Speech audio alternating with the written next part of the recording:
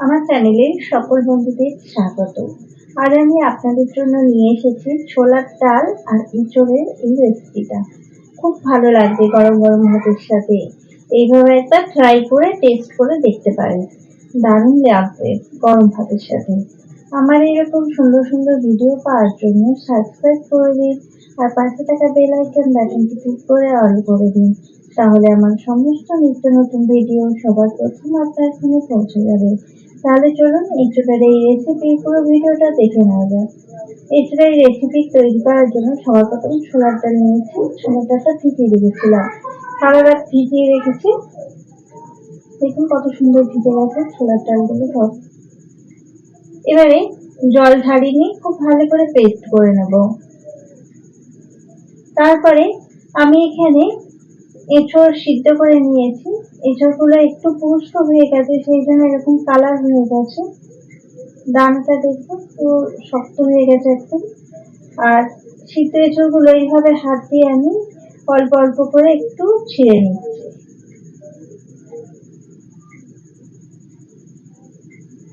এইভাবে এঁচোড়গুলো কেটে নিলে ভালো হবে, খেতে ভালো লাগবে, মুখে পড়বে গোটা গোটা, ভালো লাগবে।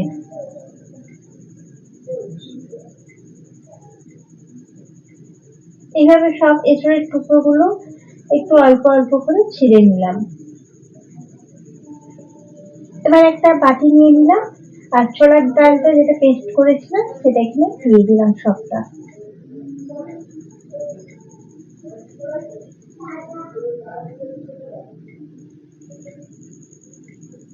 এবারে একটা সিদ্ধ আলু নিয়েছি, আলুর খোসাটা ছাড়িয়ে নিচ্ছি।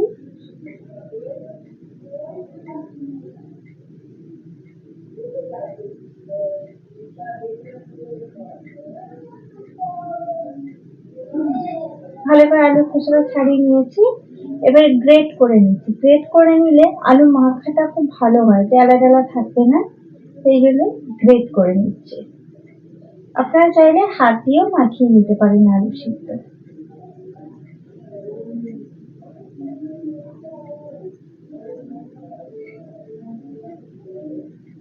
এভাবে একটা গোটা আলু সিদ্ধ গ্রেট করে দিলাম।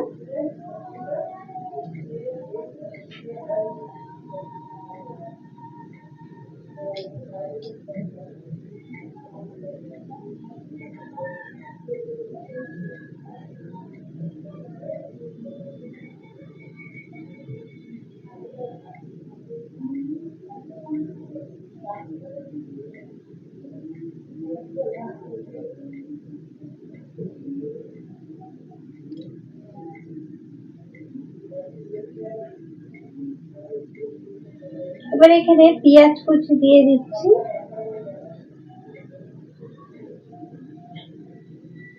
রসুন কুচি দিয়ে দিলাম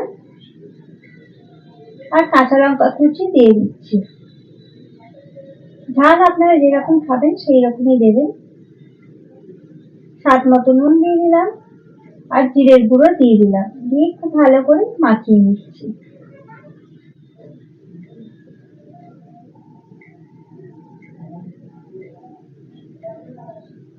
খুব ভালো করে মাখিয়ে নেওয়া হয়ে গেছে।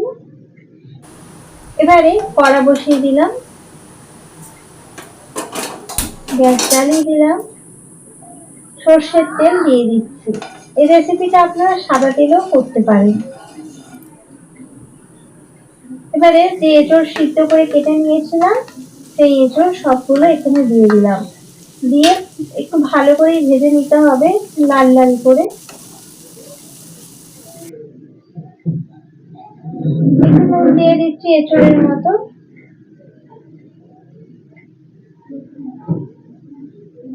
ভেজে নিলে খেতে ভালো লাগবে, ওই জন্য একটু খুব ভালো করে ভেজে নিচ্ছি। দেখুন লাল লাল করে ভেজে নিয়েছি। তারপরে মাঝখানে সাদা তেল দিয়ে দিলাম। এবারে ছোলার ডালটা যেটা মাখিয়ে রেখেছিলাম সেই সমস্ত ছোলার ডালগুলো এখানে দিয়ে দিলাম, দিয়ে এঁচোড়ের সঙ্গে খুব ভালো করে মিক্স করে নিচ্ছি। একটু হলুদ দিয়ে দিলাম, খুব ভালো করে নেড়ে যেতে হবে।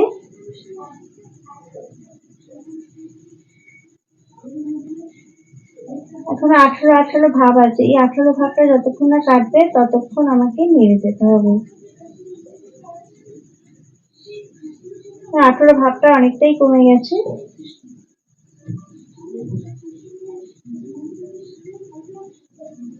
হাত দিয়ে দেখবো, হাতে একদমই লাগছে না, তার মানে আমার রেডি হয়ে গেছে। এবারে থালায় সাদা তেল দিয়ে দিলাম একটু, তেলটা ভালো করে থালায় মাখিয়ে নিচ্ছি।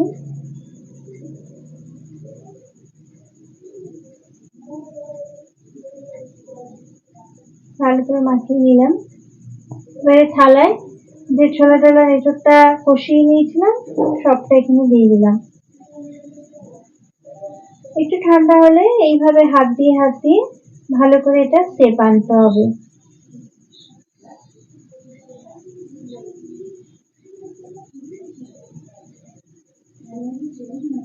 ধারগুলো খুব ভালো করে একটা শেপ দিয়ে দিলাম। এবারে ছুরি দিয়ে আমি কেটে নিচ্ছি, পিস করে নিচ্ছি। পিস আপনাদের পছন্দ মতন করে নেবেন।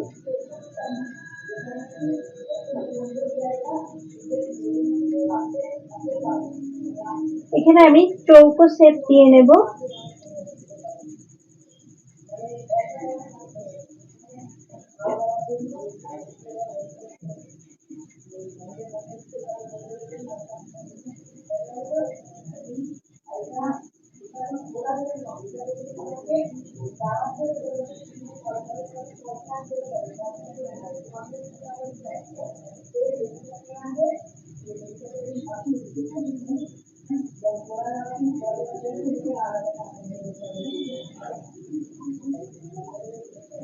ঠান্ডা হবার পর তারপরে পিসগুলো তুলবেন।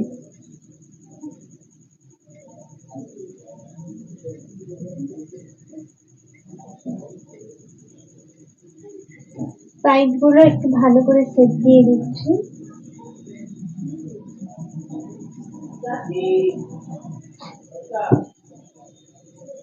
সবগুলো পিস গুলোতে আমি এইভাবে সাইড গুলো আমি ভালো করে সেট দিয়ে নিচ্ছি।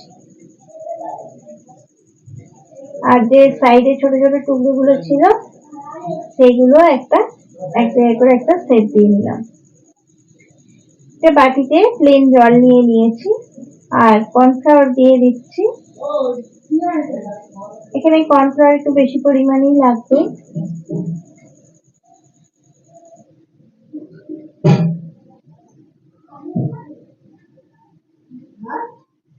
কোনো পাতলা আছে, একটু সামান্য ঘন করে আমি এই জলটা গুলে নেব। আর একটু কর্নফ্লাওয়ার দিয়ে দিলাম।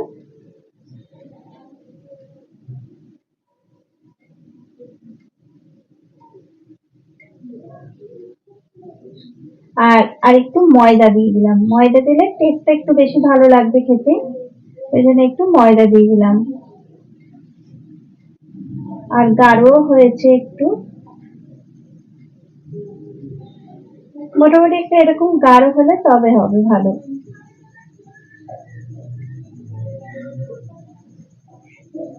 আমার এই লিকুইডটা রেডি হয়ে গেছে।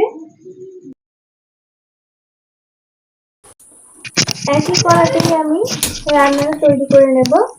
আবারও গ্যাস জ্বালিয়ে দিয়ে সর্ষের তেল দিয়ে দিচ্ছি। এবার একটু বেশি পরিমাণে সর্ষের তেল দিয়ে দিলাম।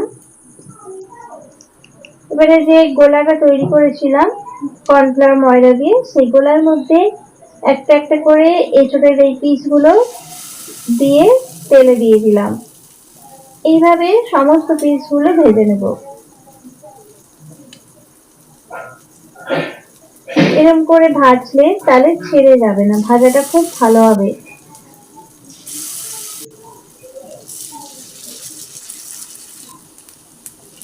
আর এই ভাজাও শুধু শুধু খেতে খুব ভালো লাগবে।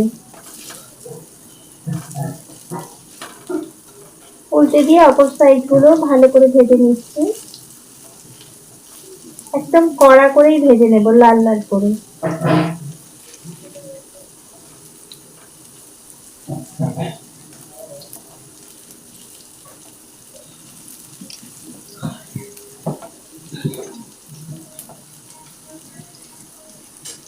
সব পিসগুলো উল্টে দিয়ে লাল লাল করে ভেজে নিলাম। এবারে তুলে নিচ্ছি।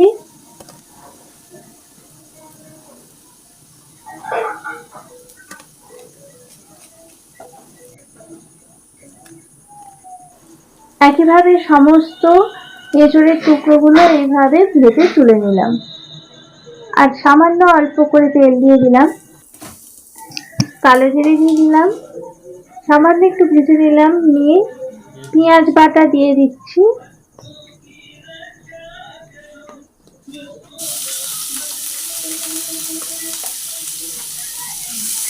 পেঁয়াজটা প্রথমে একটু ভালো করে ভেজে নিতে হবে।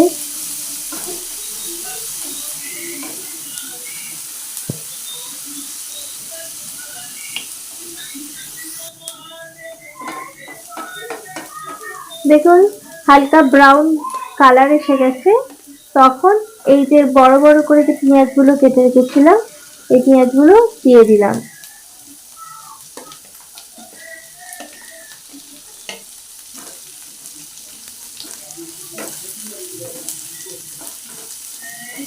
এই পেঁয়াজগুলো একটুখানি ভেজে নেব, খুব বেশি ভাজার দরকার নেই। একটু নেড়ে চেড়ে নিয়েই রসুন বাটা আদা বাটা দিয়ে দিলাম, নিয়ে ভালো করে কষিয়ে নিতে হবে তেলে।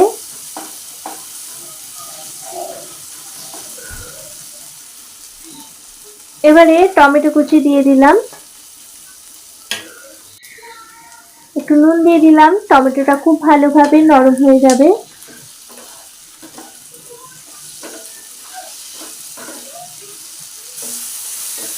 টমেটোটা একদম নরম হয়ে গেছে, তেলও ছেড়ে দিয়েছে, মশলাটা প্রায় রেডি হয়ে এসেছে। জিরের গুঁড়ো, হলুদ গুঁড়ো, লঙ্কার গুঁড়ো দিয়ে জল দিয়ে দিলাম, দিয়ে ভালো করে নেড়ে নিতে হবে। মশলাটা না হলে পুড়ে যাবে, সেই জন্য জল দিয়ে মশলাটা ভালো করে কষিয়ে নিতে হবে। সাইড থেকে তেল ছেড়ে দিয়েছে, মশলাটা কষানো একদম রেডি হয়ে গেছে। এবারে বেশি পরিমাণে একটু জল দিয়ে দেব।